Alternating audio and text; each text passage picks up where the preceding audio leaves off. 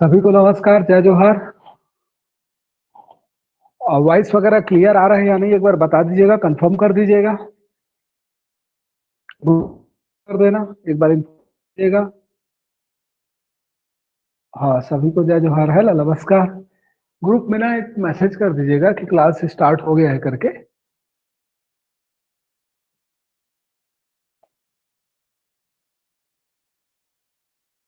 आ रहा है ना? चलिए, तो हम लोग बात कर रहे थे लास्ट टाइम, जो हमारा टॉपिक चल रहा था वो था क्या, जनसंख्या।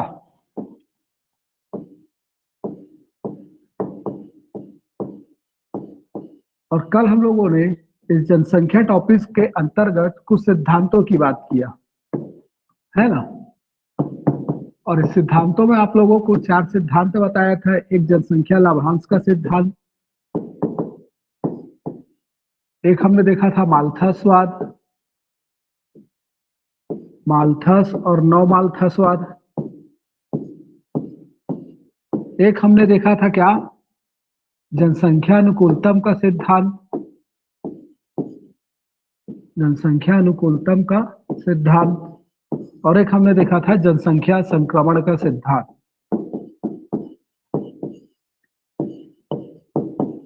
चलिए, कल इन चारों सिद्धांत की मैं बात किया था और समझाया था कि ये सिद्धांत थ्योरी क्या क्या है करके, है ना। सभी को जय जोहार, नमस्कार। चलिए स्टार्ट करते हैं, क्लास है ना पढ़ना। तो जनसंख्या के टॉपिक के अंतर्गत जो सबसे पहला बात हुआ था वो हमारा हुआ था सिद्धांतों पे। और सिद्धांतों में जनसंख्या सिद्धांत के अंतर्गत मैं बोल दिया था कि भाई लाभांश में जनसंख्या की मात्रा कितनी है, कितनी संख्या है, वो मैटर नहीं करता। मैटर करता है कि संरचना कैसी है। अगर श्रम बल ज्यादा है तो वह देश क्या होगा, जनसंख्या लाभांश की स्थिति में होगा। वह संख्या उस देश के विकास पर सकारात्मक रूप से क्या करेगी, प्रभावित करेगी। अगर आश्रित बल ज्यादा है श्रम बल से तो वह उस देश के विकास पर नकारात्मक रूप से प्रभावित या प्रभाव करेगा या प्रभावित करेगा उस देश के विकास को। उसी को हमने बोला था क्या, जनसंख्या लाभांश का सिद्धांत। अब भारत की अगर बात की तो हमने भारत के संदर्भ में देखा कि भारत में चूंकि क्या है, अभी श्रम बल ज्यादा है, भारत युवाओं का देश है, 60% आबादी युवा है और 2050 तक युवा बना रहेगा। तो इस दृष्टि से अगर भारत को देखें तो भारत जनसंख्या लाभांश की स्थिति में है। दूसरा मैं बोला था माल्थस और नौ माल्थस। माल्थस में मैं बोल दिया था, माल्थस बोलते हैं कि भाई जनसंख्या में वृद्धि दोगुनी होती है या ज्यामिति होती है, जबकि खाद्य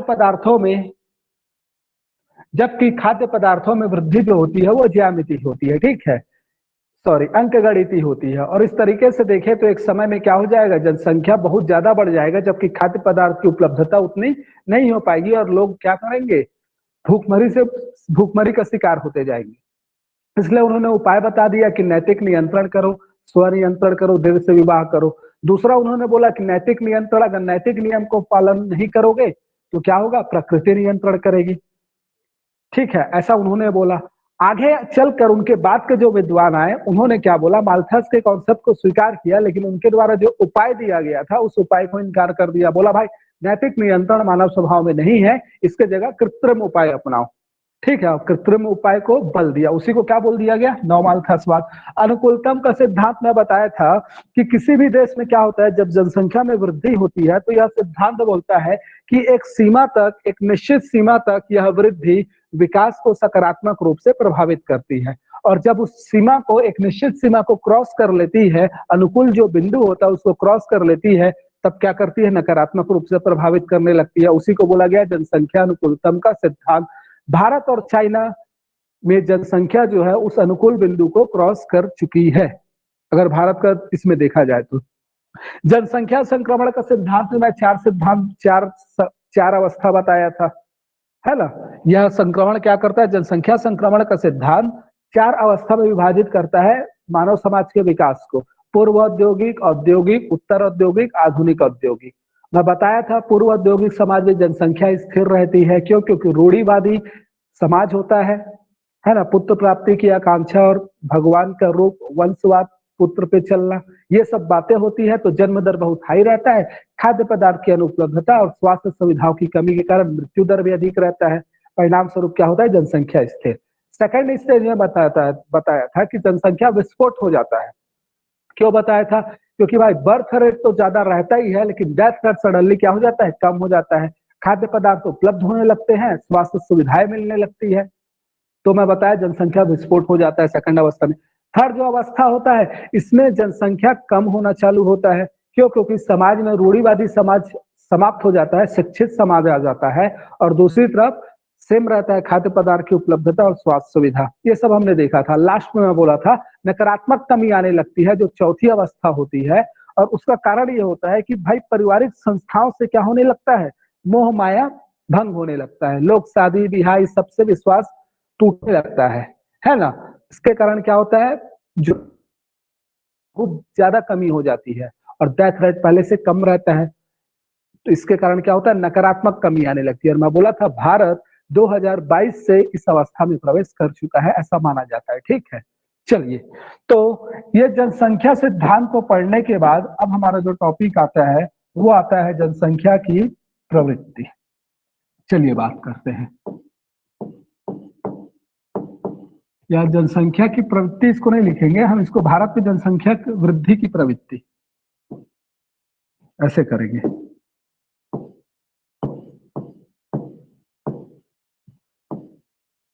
वृद्धि की प्रवृत्ति इस पे बात करेंगे। अब वृद्धि की प्रवृत्ति देखने के लिए अब अपने को एक बनाना पड़ेगा चार्ट। ठीक है,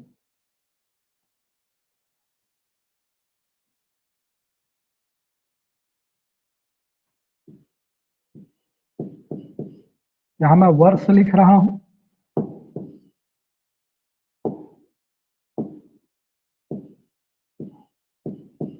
वर्ष, इधर लिख रहा हूं क्या, जनसंख्या। ये आपका क्या है, पॉपुलेशन है।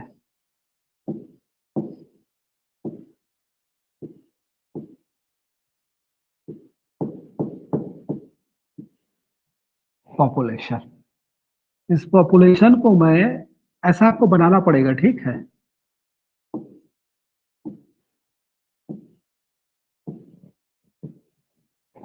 इसको मैं 200 पे ले रहा हूं। ठीक है, 200, 400, 600, 800, 1000,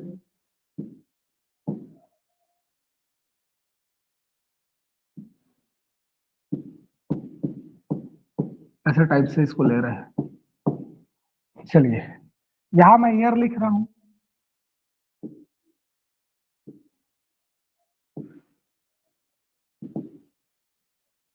नाइनटीन 1921, 1951, 1991, 2011।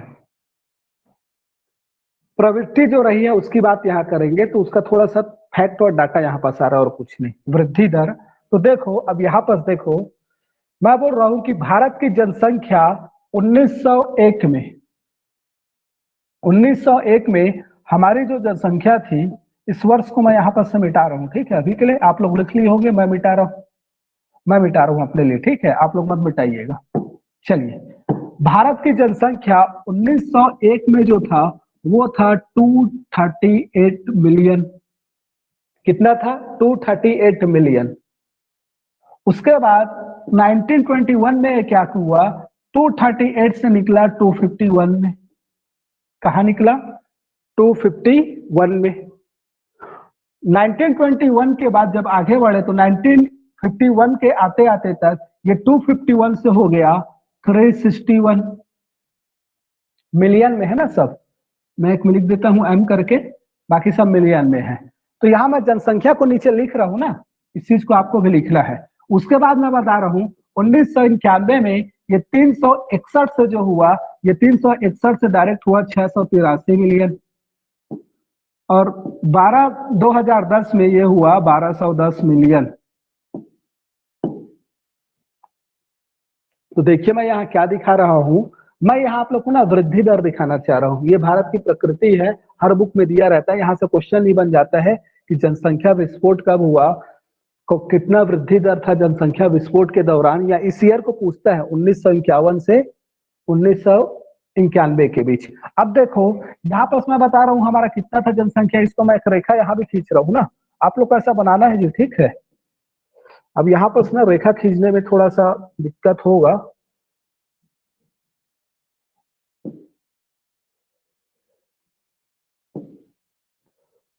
जस्ट मिनट ना, ब्लैक बोर्ड नहीं दिख रहा होगा, मैं जान रहा हूँ आप लोग को, लेकिन तब तक के लिए चलो, यहाँ हर से मैं एक रेखा खींच दिया। अब हम लोग को इसी जनसंख्या के हिसाब से हम किसको लाएंगे, एक ग्रोथ लाइन बनाएंगे जनसंख्या का। 1901 में कितना था, तो 1901 में था 238 मिलियन, तो ये 200 मिलियन है, तो इसको हम थोड़ा सा ऊपर ले जाते हैं 238। यहाँ इस 238 से 251 आया, जस्ट इसके थोड़ा सा ऊपर रखो 251, ठीक। अब 251 से किसमें गया डायरेक्ट, 361 है ना। मैं थोड़ा इसको ऐसे बनाएंगे तो ज्यादा ये हो जा रहा है, 1 मिनट, थोड़ा नीचे लेना पड़ेगा अपने को। चलिए, ये 2 है तो 2 का यहां मैं लिख दिया 38, इस 38 से थोड़ा सा ऊपर ले जाएंगे और इससे और थोड़ा सा ऊपर ले जाएंगे, यहां लिख दिए, ठीक। एक्यूरेट में से हो सकता है ना दिखे, लेकिन आप लोग बात को समझना मैं क्या बताना चाह रहा हूं। अगर ये 361 लेना है तो 400 मिलियन तो यही है, तो 361 इसके आसपास होगा यहाँ पर, तो इसके सीधे में यहाँ पर अपने को लेना है। तो मैं हो सकता है यहाँ पर थोड़ा बनाने में ऊपर नीचे हो जाए, लेकिन आपको इस बात का ध्यान रखना है। 261, 361, अब 361 से कहा गया 683, तो ये 6 का हो गया 600 और 683 लमसम इस बिंदु पे है ना। तो यहां से अपने को लेना है डायरेक्ट 683, ये 683 और 683 से ले जाना है क्या 1210, तो ये अपना 1200 है, तो 1200 और यहाँ पर आ जाएगा आपका ये 1210। अब इस रेखा को थोड़ा सा मिला दो ऐसे करके,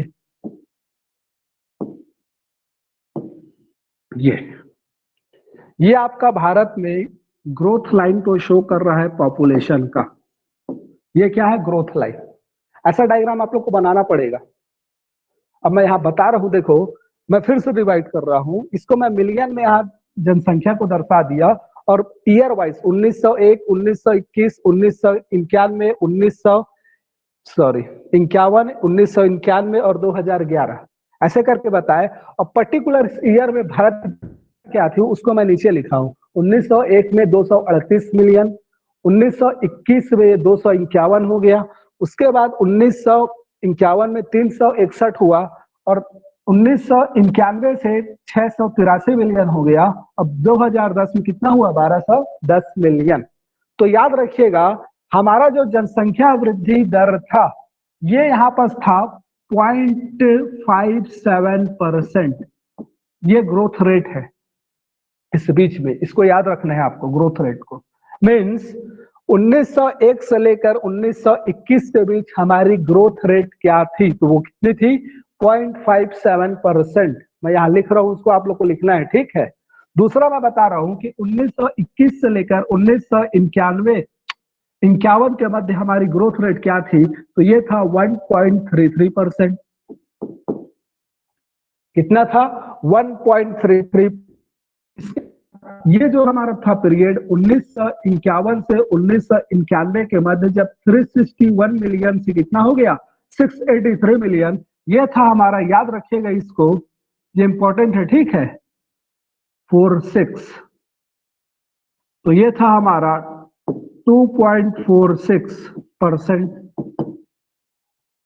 याद रखिएगा, और ये था हमारा 1.76%। तो ये जो हमारा था पीरियड 361 से डायरेक्ट डबल हुआ 683 मिलियन, इसका पीरियड को क्या बोले हैं 2.46%। ये जो हमारा दौर था यही है जनसंख्या विस्फोट का दौर भारत में।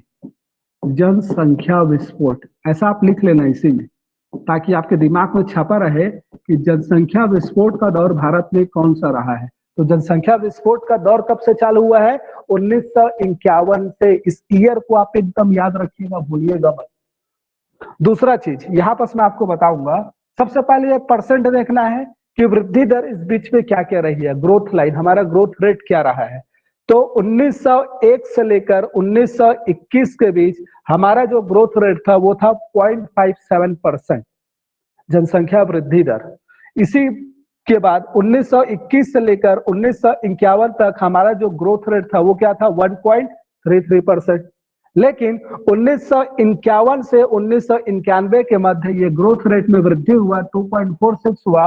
और ये वही दौर है भारत में जब भारत में क्या हो रहा है, जनसंख्या विस्फोट चालू हो रहा है या हुआ है। चालू कहां से हुआ है, 1951 से, ठीक है। और कब तक रहा है, 1991 तक। 1991 से 2011 के बीच जनसंख्या वृद्धि तो हो ही रही है, लेकिन ये दर कम हो गया है ना। भारत में 1976 में हम देखेंगे प्रथम जनसंख्या नीति आई थी, तो ये दर कम होना चालू हो गया कब से, 1991 से, ठीक है जी। तो ये ग्रोथ रेट को पहले आपको याद रखना है, और इसमें आपको ये ग्रोथ रेट और इस संख्या को, कब कब कितनी जनसंख्या थी, ये ग्रोथ रेट को पूछता है फाइनली अगर बोला जाए तो। ये जो हमारा वर्ष है 1921, चलो फिलहाल इतना समझ में आया। यहां जनसंख्या वृद्धि की प्रवृत्ति भारत में देख रहे हैं परसेंट वाइज, है ना। इतना समझ में आया फिलहाल।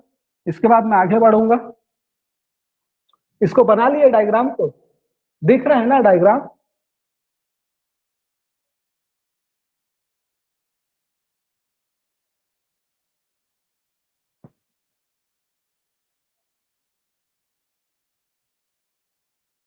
ठीक है, चलिए अब देखिए, मैं आगे थोड़ा बात करता हूं, सबके लिए है ना। डायग्राम बन गया, परसेंट आप याद रखिएगा।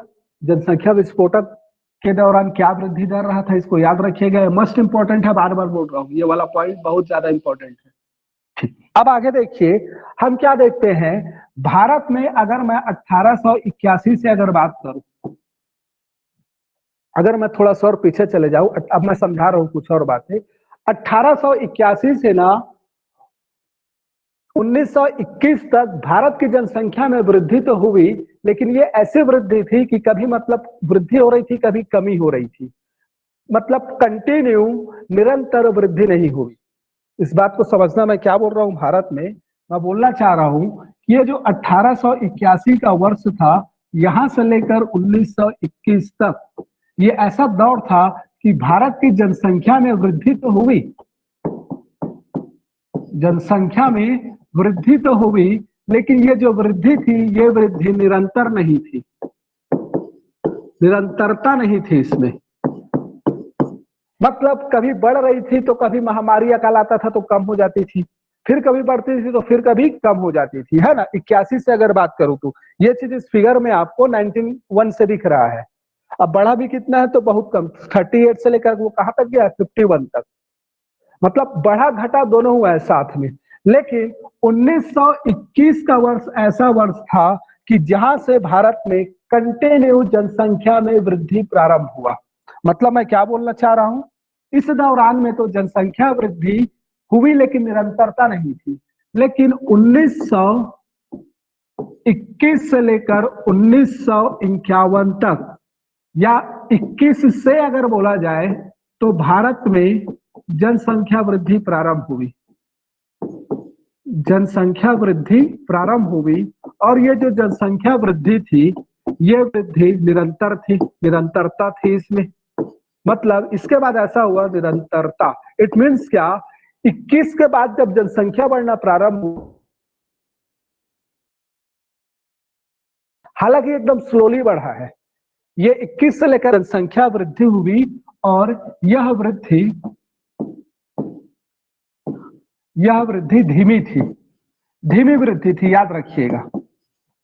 मतलब एकदम स्पीडली वृद्धि नहीं हुआ है, वृद्धि प्रारंभ हुआ है, से वृद्धि प्रारंभ हुआ, उसमें निरंतरता भी आई, ठीक, निरंतरता आई है, लेकिन क्या थी, धीमी थी, ठीक। और 1991 से भारत में जनसंख्या जो वृद्धि हुई, यह जनसंख्या वृद्धि जो था, इसने बहुत तेज वृद्धि हुई। और इसीलिए इस दौर को 1951 से लेकर 1991 के दौर को बोला जाता है क्या, जनसंख्या विस्फोट का समय। तो ये आपका जो समय है वो जनसंख्या विस्फोट का है। तो याद रखिएगा, 1881 से 1921 तक जनसंख्या में वृद्धि हुई, लेकिन उसमें निरंतरता नहीं थी। निरंतरता नहीं थी मीन्स क्या, वृद्धि कभी हो रही है, कभी फिर कम हो जा रही है, फिर वृद्धि हो रही है, फिर कमी हो जा रही थी, ऐसा चला। कब तक? 21 तक। 21 से लेके 51 तक वृद्धि हुई और ये धीमी वृद्धि थी, उसमें निरंतरता भी देखी गई। वृद्धि हुई, निरंतरता देखी गई, लेकिन जो वृद्धि की दर थी वो बहुत धीमी थी, बहुत धीमी थी, ठीक है। और जब 1951 आया तो 51 के बाद जो वृद्धि हुई उसकी दर एकदम बहुत ज्यादा हाई थी, और 51 से लेकर 91 तक जो वृद्धि हुआ उसी दौर को बोला जाता है भारत में जनसंख्या विस्फोट का दौर। यहाँ मैं आपको दिखा रहा हूं उसी चीज को, 1951 से 1991 तक का दौर जो कौन सा है, जनसंख्या विस्फोट का दौर है। चलिए, तो आप याद रखिएगा। अब मैं आपसे पूछूं, भारत में जनसंख्या विभाजक वर्ष कहलाता है तो आप किस वर्ष को बोलोगे? इतना को मैं बताया आपको, 1981 बताया, सॉरी 1881, 1921, 1951, 1991। अगर आपसे यह पूछा जाए कि भारत में जनसंख्या विभाजक वर्ष किसे बोला जाता है तो आप क्या आंसर करोगे?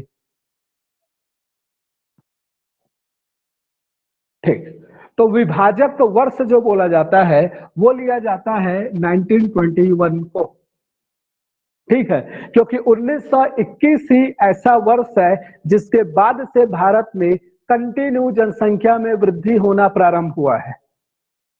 1921 ही ऐसा वर्ष है जिसके बाद से भारत में, मैं क्या बोल रहा हूं, कंटिन्यू, है ना, कंटिन्यू क्या हुआ है, जनसंख्या में वृद्धि प्रारंभ हुआ है। इसलिए 1921 को भारत के संदर्भ में जनसंख्या विभाजक वर्ष कहा जाता है। इसको नोट करके लिख लीजिएगा आप लोग अलग से, इस पॉइंट को अलग से जो मैं अभी बोल रहा हूं कि क्या, इसको नोट करके अलग से पॉइंट में लिखे रहिएगा। 1921 को भारत में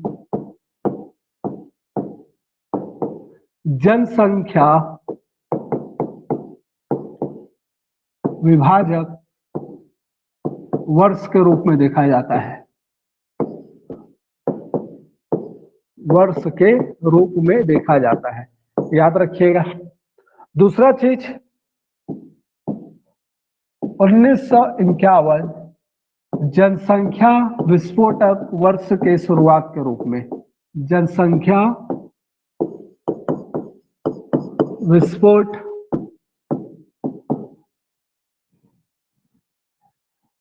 जनसंख्या विस्फोट के शुरुआत वर्ष के रूप में, मतलब इससे मानी जाती है क्या, जनसंख्या विस्फोट कब से प्रारंभ हुआ है भारत में, तो याद रखिएगा वो 1951 से प्रारंभ हुआ है, और जनसंख्या विभाजक वर्ष हमारा क्या है, वो हमारा 1921। मैं क्यों बोल रहा हूं, क्योंकि 21 के बाद निरंतर वृद्धि हुई है, कभी कमी नहीं आई है, इसलिए क्या, जल विभाजक जनसंख्या विभाजक, क्यों, क्योंकि इसके पहले क्या रहा था, कम ज्यादा चल रहा था, कभी कम होता था कभी बढ़ रहा था, कब, इससे पहले 1921 से पहले। लेकिन 1921 के बाद कंटिन्यू क्या हो गई है, वृद्धि होना प्रारंभ हुआ है, इसलिए विभाजक वर्ष। जनसंख्या विस्फोट का शुरुआती वर्ष 1951, यहाँ से जो वृद्धि तो 1921 से ही प्रारंभ हो गई थी, लेकिन ये धीमी थी, यहाँ से जो वृद्धि हुआ वो खतरनाक टाइप से हुआ, है ना। देश आजाद हुआ, हमारी सरकार आई, खाद्य पदार्थ की उपलब्धता, स्वास्थ्य सुविधा, ये सब देश में बढ़ने लगा, है ना, तो सडनली फिर कम हुआ, बर्थ रेट तो वैसे ही था, क्या, रूढ़िवादी मानसिकता वाली सोसाइटी, वंशवाद वाला, है ना, तो वो चीज कंटिन्यू जारी रहा, तो क्या हुआ, विस्फोट हुआ जनसंख्या का। इतना क्लियर हुआ, बात क्लियर हुआ, आगे बढ़ा जाए। क्यों आज ना अंधेरा अंधेरा लग रहा है थोड़ा, कहां से क्या चीज है, समझ में आया इतना? तो कुछ फैक्ट है, याद रखिएगा इसको। चलिए ठीक, अब हम आगे बढ़ते हैं और हम लोग कुछ अवधारणा समझते हैं जनसंख्या से संबंधित। अवधारणा, चलिए, तो यहाँ पर मैं आपको कुछ कुछ बताऊंगा, 3 4 8 6।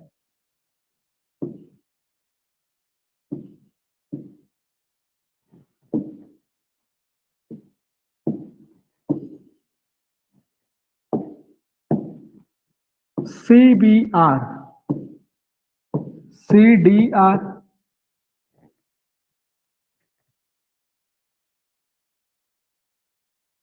उसके बाद IMR, MMR, CMR, TFR,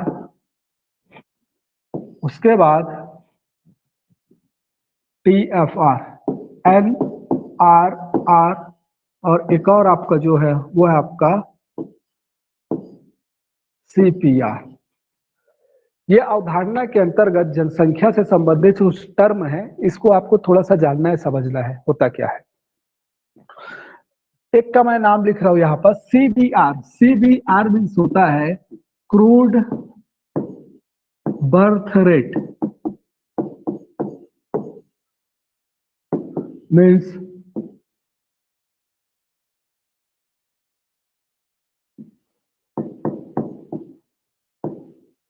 अधोशोधित, ठीक है, अशोधित ले, अधोशोधित दर,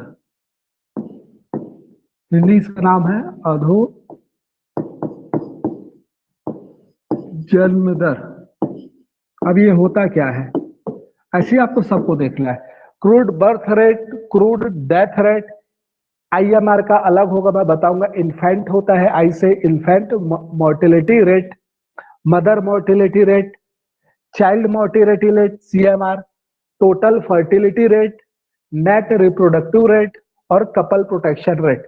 ये अवधारणा है जनसंख्या से संबंधित, इनको आपको जानना है कि ये होता क्या है, ठीक है। इसमें इंपॉर्टेंट अगर बोलोगे तो इससे और इससे क्वेश्चन बनता है जनरली।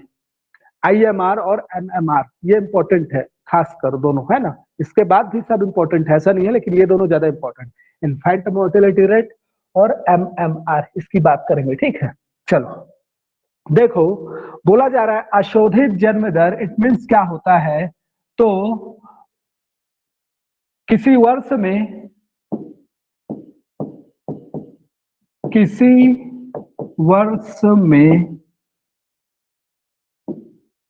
प्रति 1000 जनसंख्या पर, प्रति 1000 जनसंख्या पर जीवित जन्मे बच्चों की संख्या, जीवित जन्मे बच्चों की संख्या, याद रखिएगा क्या बोल रहा हूं मैं, लिख लीजिएगा फटाक से। क्या होता है, तो आपका जन्म दर किसी वर्ष में प्रति 1000 जनसंख्या पर जीवित जन्मे बच्चों की संख्या, जीवित जन्मे बच्चों की संख्या प्रति 1000 जनसंख्या पर, यह हमारा क्या कहलाता है, अशोधित जन्म दर। लिख लीजिएगा।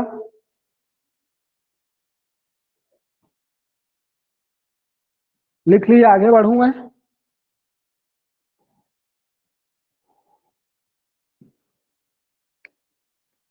इसी को अगर मैं अशोधित मृत्यु दर बोलूं, CDR की बात करूं, क्रूड डेथ रेट, सेम चीज लिख देंगे।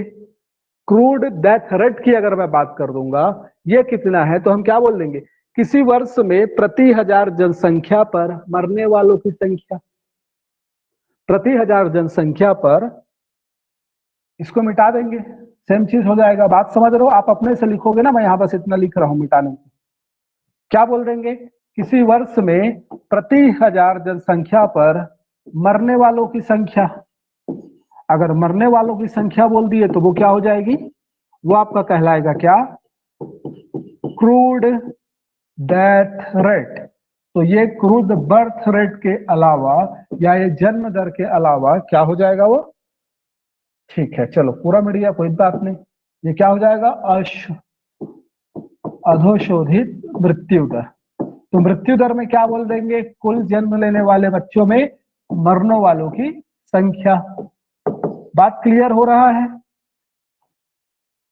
ये कभी पूछेगा नहीं ना कि भारत में कितना है, वैसे जन्म दर 20.4 है 2016 के according. National family health survey का जो फोर्थ NSSO का ये है, फोर्थ राउंड का सर्वे है, उसके अकॉर्डिंग ये भारत में अभी कितना है, 20.4 है। लेकिन ये सब कभी पूछेगा नहीं एग्जाम में, याद रखिएगा। एग्जाम में मैं फिर से बोल रहा हूँ, इसको पूछ सकता है ये कितना है करके, TFR को पूछ सकता है भारत में कितना है करके, जो पूछेगा वो मैं बताऊंगा आप लोग को। ये सब एक्स्ट्रा डाटा याद नहीं करना है कि भारत में जन्म दर कितना है, मृत्यु दर कितना है, फालतू बात। हाँ, लेकिन होता क्या है इसको थोड़ा सा माइंड में आप लोग को रखना है।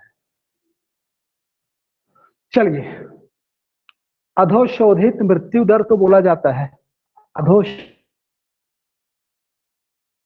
आपको अशोधित भी लिखा मिलेगा, है ना, लेकिन हिंदी नाम थोड़ा इसका ना कंफ्यूजिंग वर्ड है, इसलिए ना हिंदी लिखने का कोशिश करो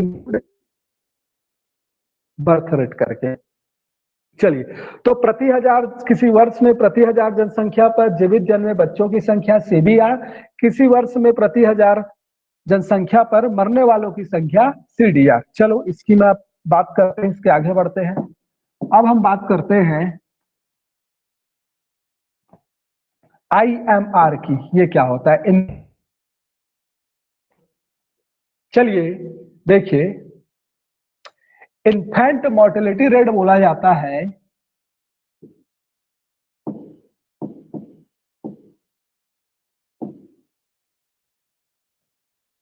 प्रति हजार जीवित जन्मे बच्चों पर,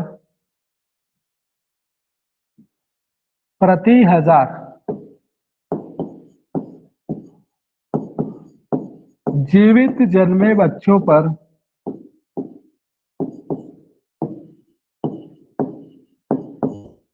बच्चों मरने वाले बच्चों की संख्या, मरने वाले बच्चों की संख्या। तो इसमें याद रखिएगा, ये जो इन्फेंट मोर्टेलिटी रेट लिया जाता है इसको बोला जाता है शिशु मृत्यु दर। क्या बोला जाता है? शिशु मृत्यु दर या नवजात। ठीक है, तो शिशु मृत्यु दर या नवजात मृत्यु दर। और ये जो होता है ना, इसमें लिया जाता है जन्म से लेकर 1 वर्ष के भीतर। याद रखिएगा, जन्म से लेकर 1 वर्ष के पहले अगर किसी का डेथ हो गया, 1 वर्ष नहीं हुआ है बच्चे को, तो वो आता है आईएमआर में।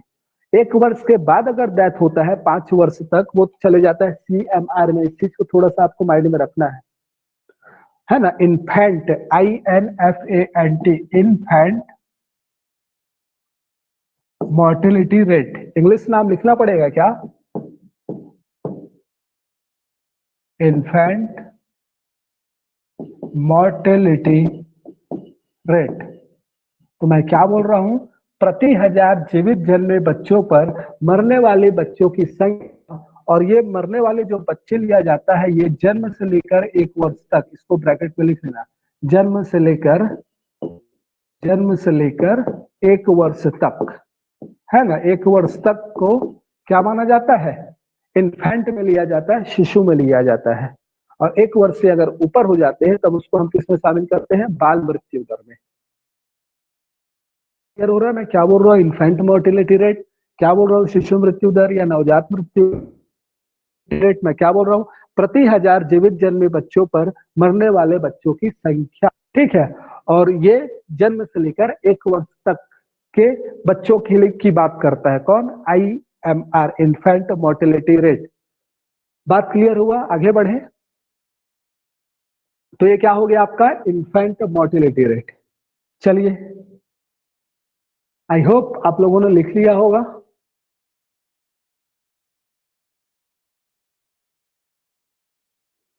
सभी के साथ ऐसा अटक रहा है क्या? ऐसा नहीं होना चाहिए।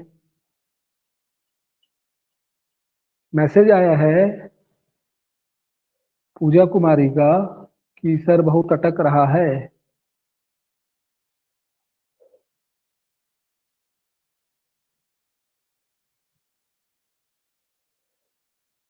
देखिए, कुछ बच्चे लोग नो बोल रहे हैं, कुछ बच्चे यस बोल रहे हैं। मतलब नो अगर एक भी बोल रहा है, इसका मतलब ये है कि नेटवर्क इशू है आप लोग के साथ।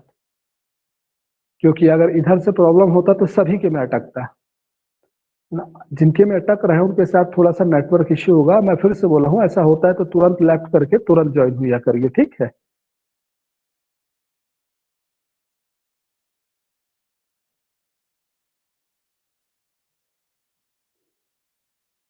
प्रति हजार बच्चों में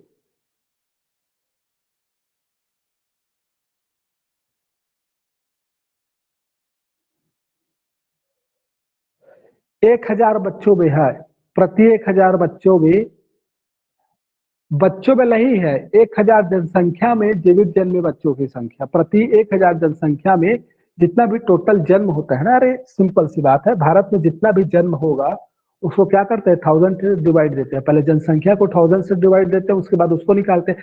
प्रति 1000 जनसंख्या पर जीवित जन्मे बच्चों की संख्या, बर्थ रेट में प्रति 1000 जनसंख्या पर, वहां बच्चे की बात नहीं हो रही है, बच्चे जन्म ले रहे हैं उनकी बात हो रही है, और टोटल जो पॉपुलेशन है उसको प्रति 1000 में डिवाइड किया जाता है और बोला जाता है कि प्रति 1000 जनसंख्या पर जीवित जन्मे बच्चों की संख्या, ऐसे टाइप से।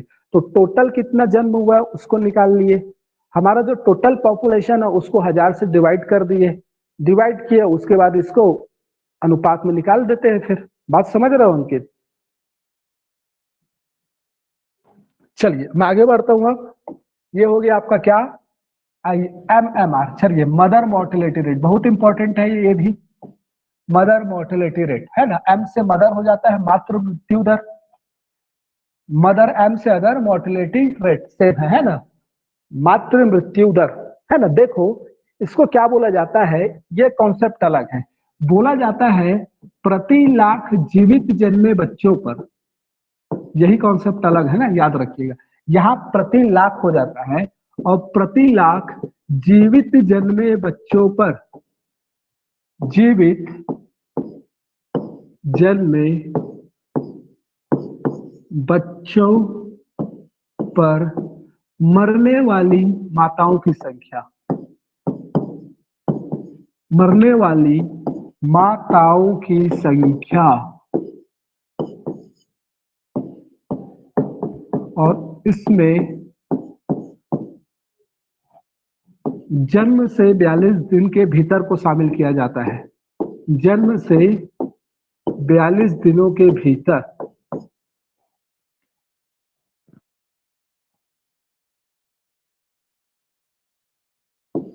मतलब अगर किसी लेडी ने क्या किया है, बच्चे को जन्म दिया, शिशु को जन्म दिया, और जन्म करने के बाद वो क्या हो जाती है, 30 दिनों के भीतर मर जाती है, तो वो MMR में काउंट होता है, मदर मोर्टेलिटी रेट। ये माना जाता है कि अगर 42 दिन के भीतर अगर मृत्यु हो गई माता की, मतलब उसका जो डिलीवरी हुआ था वो संस्थागत डिलीवरी नहीं था, और अगर संस्थागत डिलीवरी था तो जो उसको सुविधा चाहिए था, जो उसकी देखभाल होनी चाहिए थी, वो चीज नहीं हो पाई करके। तो कहीं ना कहीं यहाँ सरकार फेल होती है, तब ऐसा होता है कि डिलीवरी होने के बाद अगर क्या हो रहा है, माता अगर डिलीवरी के समय मृत्यु हो गई तो भी, और डिलीवरी होने के बाद भी अगर 42 दिनों के भीतर क्या हो रहा है, अगर मृत्यु हो जा रही है ना, तो ये किसमें आता है, मदर मोर्टेलिटी रेट में आता है। थोड़ा सा इसको याद रखिएगा, ठीक है। क्या बोल रहा हूं मैं, और ये कॉन्सेप्ट थोड़ा अलग है, क्या बोला जा रहा है, प्रति लाख जीवित जन्मे बच्चों पर मरने वाली माताओं की संख्या, और ये मरने वाली माताओं जो मरने का दिन है वो जन्म से 42 दिनों के भीतर तक, मतलब डिलीवरी के समय अगर मृत्यु हो गया तो भी, और डिलीवरी के बाद अगर 42वें दिन में मृत्यु हो रहा है तो भी वो किस में आ जाएगा, MMR में आ जाएगा। अगर मान लो यही मृत्यु 50वें दिन में होगा तब क्या होगा, अगर ये मान लो कोई डेथ होता है डिलीवरी के 50 दिन बाद होता है, वो किस में आ जाएगा बताओ।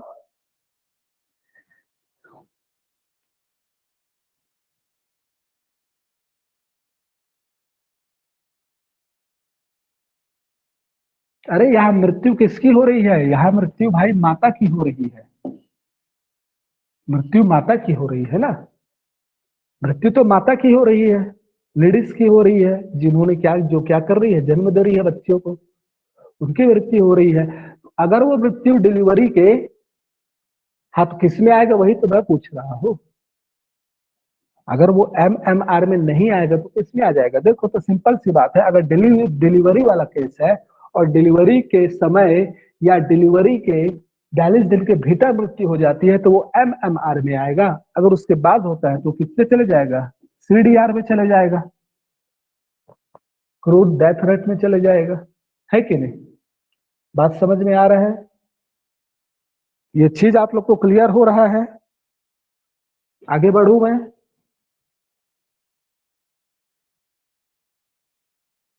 तो याद रखिएगा हमारा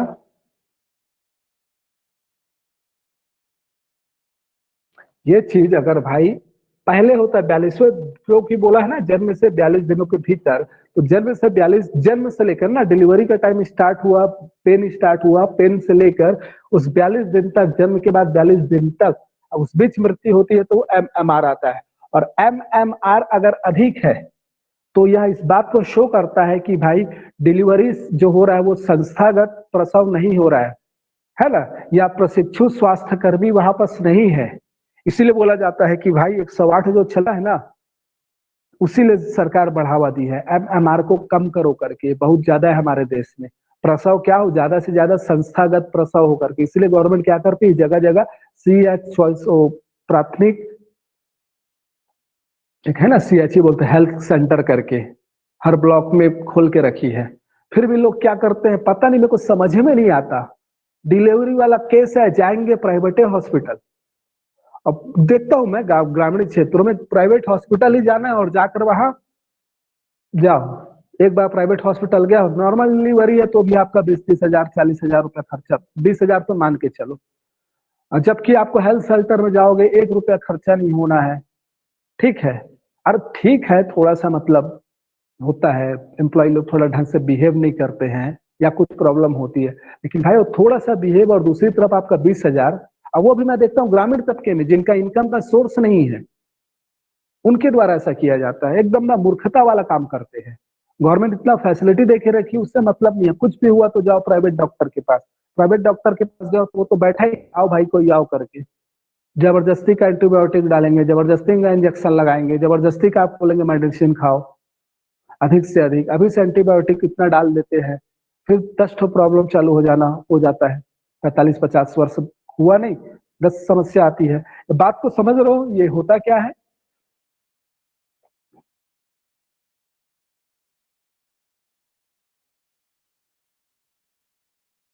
अनट्रस्टेबल नहीं, देखिए अनट्रस्टेबल, ठीक है अनट्रस्टेबल भी बोल सकते हो, वो एक मैटर है रहने के लिए कि विश्वास नहीं है।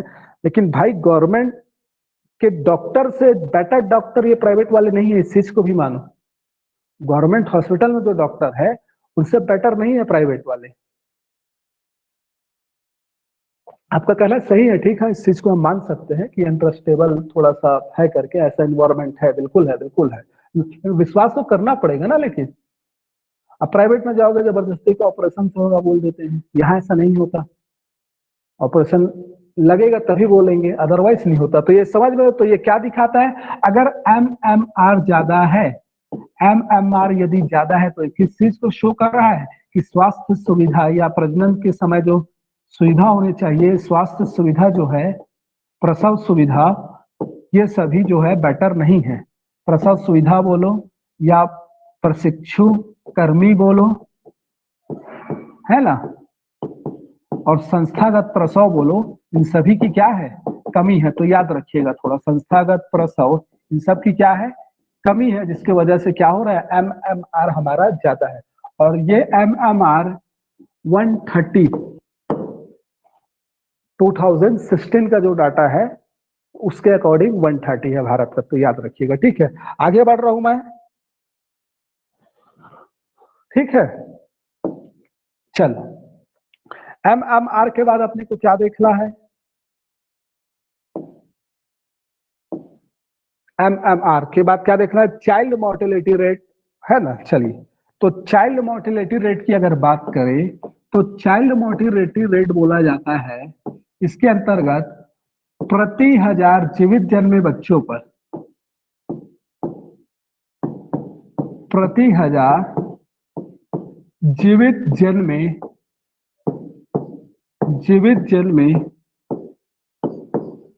बच्चों पर मरने वाले बच्चों की संख्या,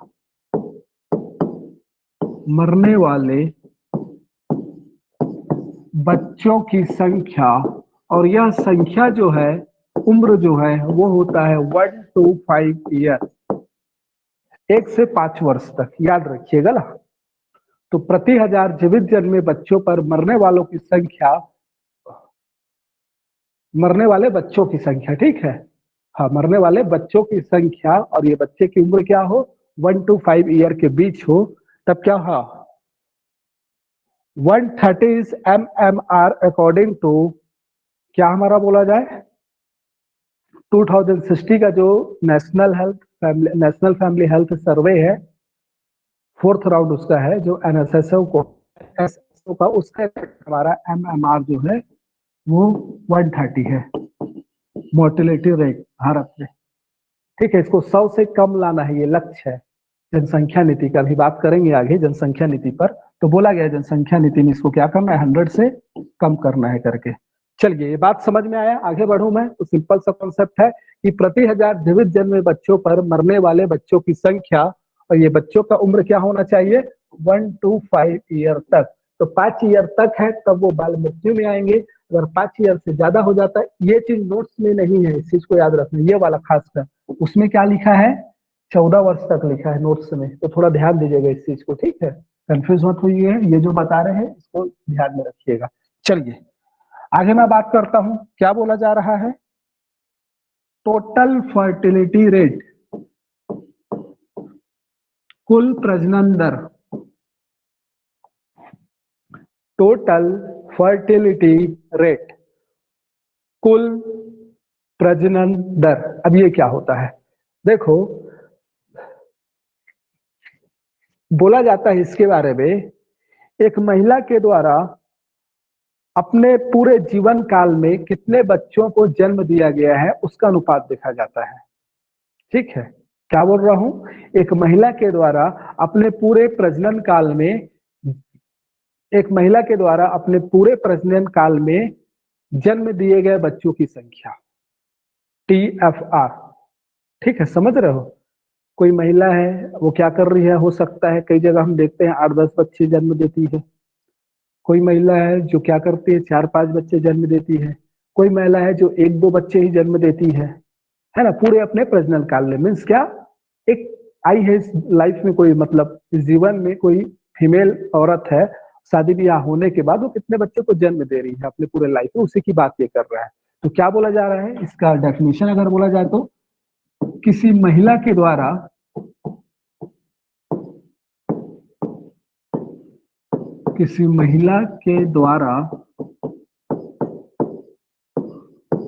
अपने पूरे प्रजनन काल में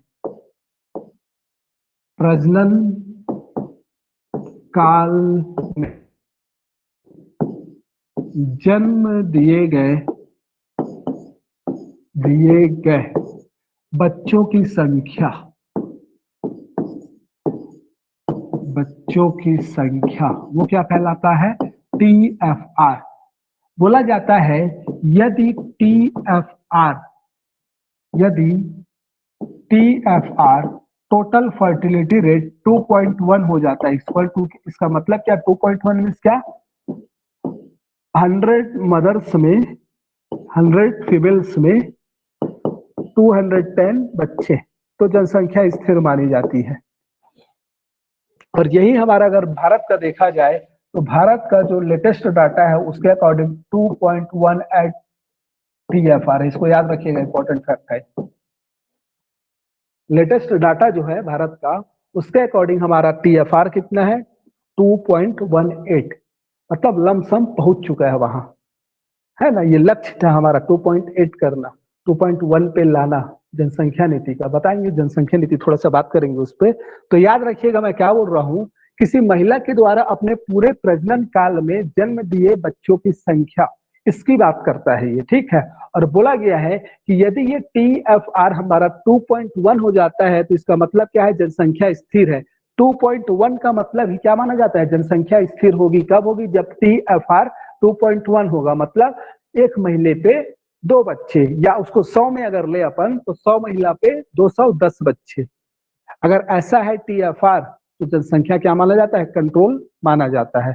तो याद रखिएगा, भारत का जो है, अभी भारत 2016 का जो डाटा आया था नेशनल हेल्थ फैमिली सर्वे का, उसके अकॉर्डिंग भारत का जो हमारा है 2.18 पे है। साउथ के कई राज्य क्या कर चुके हैं, 2.1 को अचीव कर चुके हैं। उत्तर भारत और मध्य भारत के कुछ राज्य है वो थोड़ा पिछड़े हुए हैं। और ऑल ओवर अगर भारत का देखा जाए डाटा, तो वो हमारा कितना है, 2.18 है। बात क्लियर हुआ, आगे बढ़ू। तो टोटल फर्टिलिटी रेट,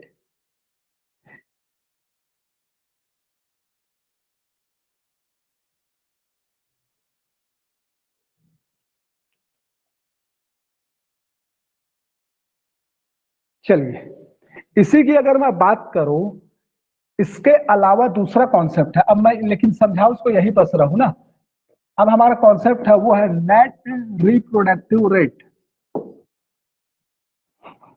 क्या देख रहे हैं अपन? नेट रिप्रोडक्टिव रेट, TFR समझ लिए, लेकिन इसी से मिलता जुलता है पूरा, इसलिए मैं समझा रहा हूं। तो इसमें क्या बोला जा रहा है? सेम लाइन, किसी महिला के द्वारा अपने पूरे प्रजनन काल में जन्म दिए गए, ये बच्चों शब्द हट जाता है वहां के लिए, और बच्चों शब्द हट के यहां पर क्या जुड़ जाता है? बच्चियों की संख्या। हालांकि इस कॉन्सेप्ट को अब भारत सरकार नहीं मानती, इसको मतलब काउंट नहीं करती। बोला जाता है कि ये क्या है, महिला सशक्तिकरण के विरुद्ध ये कॉन्सेप्ट है करके, महिलाओं के विरुद्ध है करके। मतलब एक महिला के द्वारा अपने पूरे जीवन काल में कितनी बच्चियों को जन्म दिया जा रहा है, क्योंकि जो बर्थ जो देते हैं वो तो सिर्फ लेडी ही कर सकती ना, पुरुष तो बर्थ नहीं कर सकता, बच्चे को जन्म नहीं दे सकता। तो इसकी बात होती है नेट रिप्रोडक्टिव रेट के तहत। तो नेट रिप्रोडक्टिव रेट, इसका हिंदी नाम मेरे को भी नहीं पता, इसका भी मेरे को हिंदी नाम नहीं पता, इसको आप इंग्लिश में ही याद रखिए, ठीक है। तो नेट रिप्रोडक्टिव रेट में क्या बोला जा रहा है? किसी महिला के द्वारा अपने पूरे प्रजनन काल में जन्म दिए गए बच्चियों की संख्या। यहां पर मैं क्या बोल रहा हूं, ये जो हमारा वर्ड है ये कैंसल हो जा रहा है, बच्चे वर्ड। सिर्फ कितने फीमेल को जन्म दिया जा रहा है, कितनी लड़कियों को जन्म दिया जा रहा है, उसकी बात की जाती है इसके अंतर्गत। तो सिंपल सा है, सेम लाइन, बस ये बच्चियों ऐड हो जाएगा, बच्चों हट जाएगा। बच्चों में आपका मेल और फीमेल दोनों आ जा रहा है, लेकिन यहाँ ओनली और ओनली किसकी बात हुई है? फीमेल की बात होती है। तो किसी महिला के द्वारा अपने पूरे प्रजनन काल में जन्म दिए गए बच्चियों की संख्या, बात आगे करें, थोड़ा सा आगे बढ़े, अब एक कॉन्सेप्ट और बचा है। चलिए, एक हमारा बचा CPR, कपल प्रोटेक्शन रेट, है ना?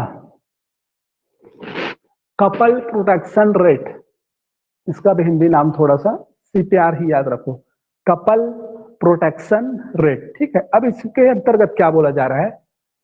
प्रति 1000 दंपत्ति पर, प्रति 1000 दंपत्ति पर, प्रति 1000 दंपत्ति पर परिवार नियोजन के उपाय, परिवार नियोजन के उपाय, परिवार नियोजन के उपाय अपनाने वाले दंपत्तियों की संख्या। समझ में आ रहा है?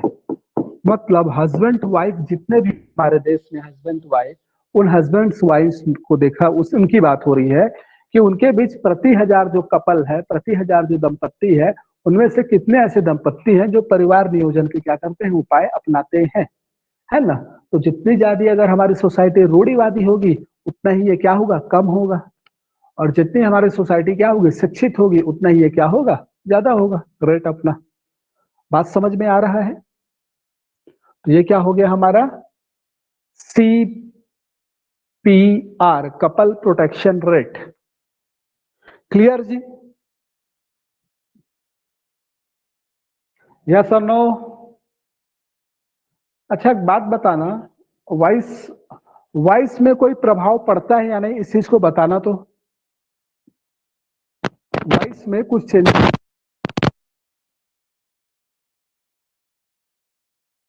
बोलकर बता सकते हो? मतलब ऑडियो आपका जो पहले सुनाई दे और अब जो सुनाई दे रहा है, उसमें कुछ बदलाव आया? यस सर, कम है पहले से। पहले से ज्यादा लग रहा है मेरे को। इको आ रही है अभी। ओम वाली ज्यादा घनघनाहट आ रही है। बेटर कौन सा है, अभी वाला बेटर या इससे पहले वाला था? अभी वाला। पहले वाला ठीक लग रहा था। चलो ठीक है, बहुत है ना, तुम लोग का भी तो बातें अलग। आधे लोग बोलते हो अभी वाला, आधे लोग बोलते हो पहले वाला। ये गुम रहता है वॉइस। इसमें गूंज रहा है वॉइस? जी नहीं नहीं, बोर्ड के पास जाते हैं ना तो क्या वॉइस में कम हो जाती है इससे? हाँ, उसमें नहीं होगा कम बाकी, क्योंकि वो स्पीकर यहाँ लगा हुआ है ना। इको है अभी वाले में, ऐसा है क्या? चलो ठीक है, तो इतना आप लोग को समझ में आया?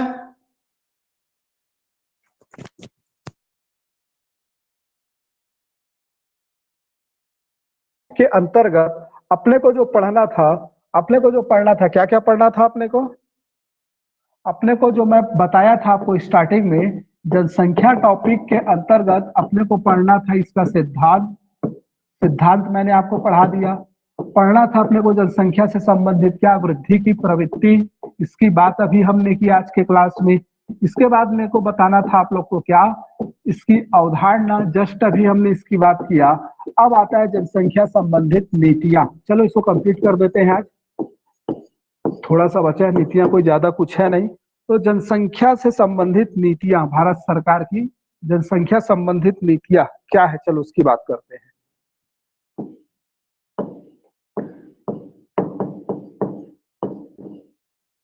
जनसंख्या नीति, हमारे देश में जनसंख्या नियंत्रण को लेकर या जनसंख्या नियंत्रण को लेकर सरकार के द्वारा क्या क्या प्रयास कब कब किया गया है, थोड़ा सा इसके बारे में जानना है। ठीक है, तो आपका ये पूरा जनसंख्या टॉपिक कंप्लीट हो जाएगा, फिर कुछ बचेगा नहीं। देखिए, याद रखिएगा, भारत विश्व का प्रथम देश है। 1952 में परिवार नियोजन अपनाया गया भारत में। परिवार नियोजन की नीति लागू की गई। किसकी नीति लागू की गई? परिवार नियोजन की नीति लागू की गई। याद रखिएगा, ये इंपॉर्टेंट है। कब लागू की गई? 1952 में। और भारत विश्व का प्रथम देश था जिसने परिवार नियोजन की नीति लागू की। तो इसको भी याद रखिएगा, यह क्या था? विश्व का प्रथम देश था।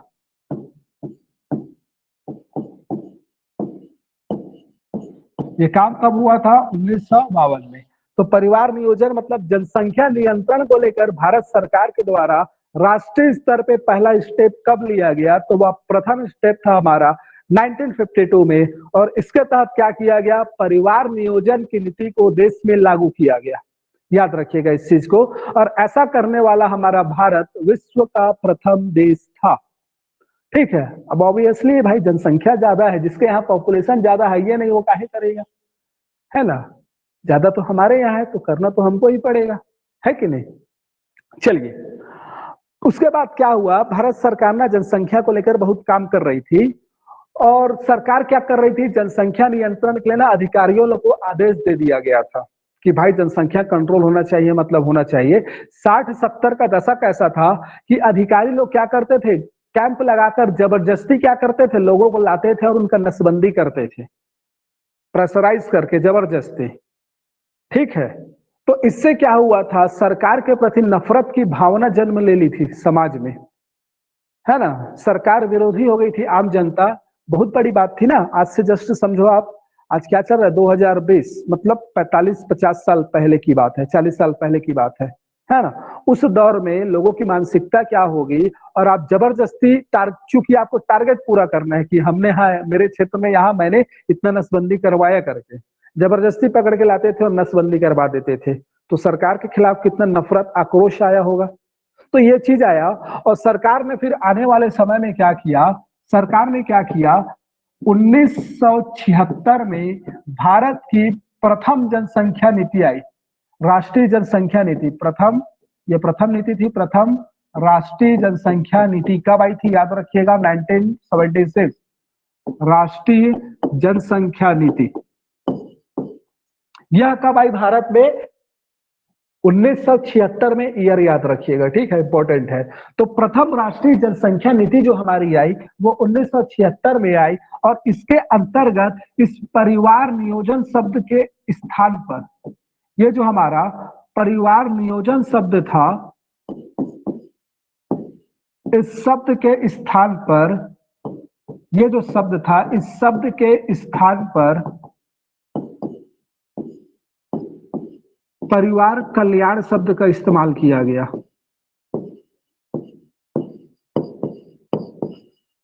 परिवार कल्याण शब्द का प्रयोग किया गया और इस शब्द का प्रयोग करते हुए इसके तहत बोला गया कि प्रावधान में क्या करना, तो कुछ प्रावधान जन्म दर और जनसंख्या वृद्धि में कमी लाना, जन्म दर और जनसंख्या वृद्धि में क्या लाना, कमी लाना, परिवार नियोजन को या परिवार कल्याण को अधिक से अधिक प्रोत्साहित करना, कल्याण को अधिक से अधिक क्या करना, प्रोत्साहित। मतलब इसका मतलब ये हुआ ना, पहले क्या होता था, लोगों को जनसंख्या नियंत्रित करना है करके क्या करते थे, जबरदस्ती नसबंदी करवा रहे थे, मतलब एक्शन पे फोकस कर रहे थे डायरेक्ट, और उसको परिवार नियोजन का नाम ले दिया था कि नहीं भाई जनसंख्या कंट्रोल करना है, जबरदस्ती एक दो बच्चे होंगे चलो पकड़ के लाओ नसबंदी करवा दो। बहुतायत मात्रा पे हुआ था ना, बहुत कैंप लगता था, जगह जगह अधिकारी लोग को ड्यूटी दे दिया गया था कि आपको टारगेट पूरा करना है। लेकिन अब क्या किया जाने लगा, बोला गया कि नहीं भाई ऐसा मत करना, अब क्या करो, आप उनको समझाइए, शिक्षित करिए, उसके फायदे बताइए कि यदि बच्चे कम होंगे तो उनकी परवरिश अच्छी होगी, महिला का जो मदर है उसका स्वास्थ्य अच्छा रहेगा, इन सब बातों को अच्छे से समझाइए और छोटे परिवार का फायदा बताइए। इसी को बोला गया है क्या, परिवार कल्याण। ठीक है, इसमें जो बातें थी परिवार नियोजन में वो बात समाहित है इसमें, लेकिन इसमें क्या किया गया, जागरूक करने पर जोर दिया गया। बच्चों समझाओ, परिवारों को, जनसंख्या को समझाओ इस बात को करके कि परिवार नियोजन से या ये जो हम जो भी प्रथा, जो भी मतलब स्टेप कर रहे हैं, कार्य कर रहे हैं जनसंख्या नियंत्रण के लिए, इसका फायदा अंततः उन्हीं का है करके, सरकार का इसमें कुछ ये नहीं है करके। तो इस बात को फोकस करते हुए जन्म दर और जनसंख्या वृद्धि दर में कमी लाना, परिवार कल्याण को क्या करना, प्रोत्साहित करना, साथ में बोला गया क्या, 2 पॉइंट और इसमें था, एक बोला गया क्या, लड़कियों के विवाह आयु में वृद्धि करना, लड़कियों के विवाह आयु में वृद्धि करना। आप लोग का होमवर्क है, किस वर्ष लड़कियों का उम्र 16 वर्ष से बढ़ाकर 18 वर्ष कर दिया गया और लड़कों का उम्र भी बढ़ाकर 18 से 21 किया गया, जस्ट इस नीति के बाद है, ये होमवर्क है, सर्च करना। विवाह का उम्र में बढ़ोतरी आज है ना 21 और 18, तो गवर्नमेंट इसको भी बढ़ाने वाली है ना। इससे पहले क्या था, 16 और 18 था, उस 16 और 18 को इस जनसंख्या नीति जो आई है उसके बाद बढ़ाया गया है, देखना थोड़ा इसको। ठीक, तो लड़कियों के विवाह के उम्र को बढ़ाना और साथ में महिला शिक्षा पर विशेष बल देना, याद रखिएगा, महिला शिक्षा पर विशेष बल देना, यह भी बहुत इंपॉर्टेंट था, महिला शिक्षा पर बल देना। क्या होता है, परिवार नियोजन का कार्यक्रम है ना, वो सब चीज फॉलो किया जाता है बहुत बेटर ढंग से। तो याद रखिएगा मैं क्या बोला, भारत की प्रथम जनसंख्या नीति 1976 में आई थी और इस जनसंख्या नीति के तहत परिवार नियोजन के स्थान पर परिवार कल्याण शब्द का प्रयोग किया गया और 4 उद्देश्य निर्धारित किए गए थे, जन्म दर और जनसंख्या वृद्धि दर में कमी लाना, परिवार कल्याण को प्रोत्साहित करना, विवाह की आयु को बढ़ाना लड़कियों के लिए, और साथ में क्या, महिला शिक्षा पर विशेष बल देना।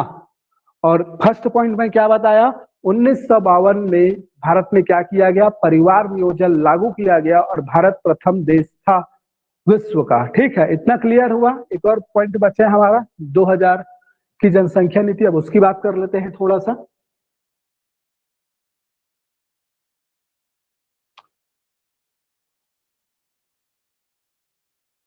सभी के साथ अटक रहा है या दीपक का नेटवर्क इश्यू हो रहा है, दीपक के साथ ही। नेक्स्ट आता है हमारा राष्ट्रीय जनसंख्या नीति 2000। तो याद रखिएगा, एक नीति जो प्रथम राष्ट्रीय जनसंख्या नीति थी वो आई थी 76 में और दूसरी राष्ट्रीय जनसंख्या नीति है ये आई हमारी कब, ये आई हमारी 2000 में।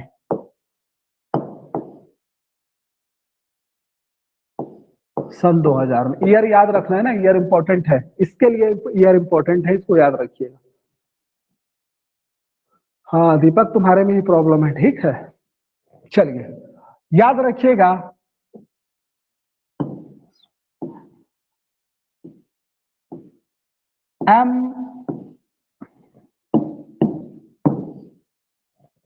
किसकी सिफारिश पर? तो याद रखिएगा MS स्वामीनाथन की सिफारिश के आधार पर यह नीति लाई गई। MS स्वामीनाथन आयोग, इंपॉर्टेंट है ये भी फैक्ट, याद रखिएगा। MS स्वामीनाथन आयोग की सिफारिश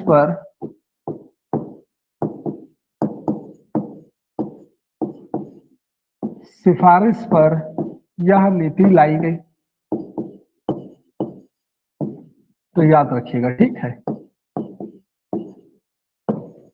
लक्ष्य निर्धारित किए गए, इसके अंतर्गत लक्ष्य निर्धारित किए गए। तो लक्ष्य जो था ये 3 प्रकार का था, ठीक है। एक था तत्कालिक लक्ष्य, दूसरा था क्या? मध्यवर्ती लक्ष्य, और तीसरा क्या था? दीर्घ अवधि लक्ष्य, दीर्घावधि लक्ष्य है ना। ये रारे है ना ऊपर में, आप लोग को नहीं दिखेगा, थोड़ा लाइन से सट गया है, तो याद रखिए दीर्घावधि लक्ष्य, ठीक है।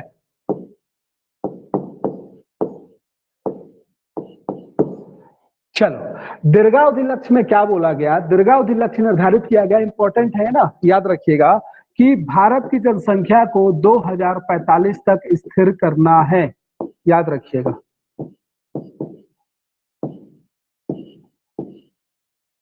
दीर्घावधि लक्ष्य क्या है कि 2045 तक जनसंख्या को क्या करना है? स्थिर करना है। मध्यवर्ती लक्ष्य क्या है? तो बोला गया मध्यवर्ती लक्ष्य में कि हमारा TFR को 2010 तक, 2000 में आया था तो 2010 तक TFR को 2.1 पे लाना है। तो ये 2016 का मैं डाटा दिया हूं, 2.18 है लमसम, अभी अचीव कर लिया है, जो 2010 में नहीं कर पाए थे, लेकिन अभी अचीव हो चुका है, ठीक है। और इसके क्या क्या बोला गया है? इसके तहत क्या बोला गया तत्कालिक में? तो तत्कालिक में क्या करो? सुविधा प्रदान करो, बुनियादी ढांचा, मतलब प्रसव के लिए संस्थागत प्रसव प्रशिक्षु कर्मी, है ना, और शिशुओं की पोषण के लिए कार्यक्रम चलाओ, ये सब बात किया गया। तो तत्कालिक में क्या मतलब? जन्म दर, शिशु मृत्यु दर, मातृ मृत्यु दर, ये सब कम हो करके, तो इसके लिए तत्कालिक में क्या बोला गया? तो संस्थागत प्रसव,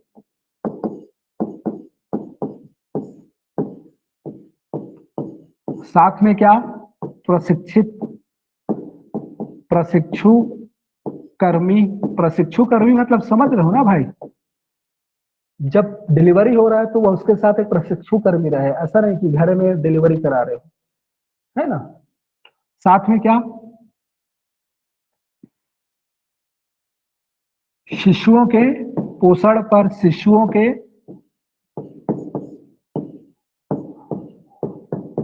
पोषण, इन तीनों पर क्या किया जाए?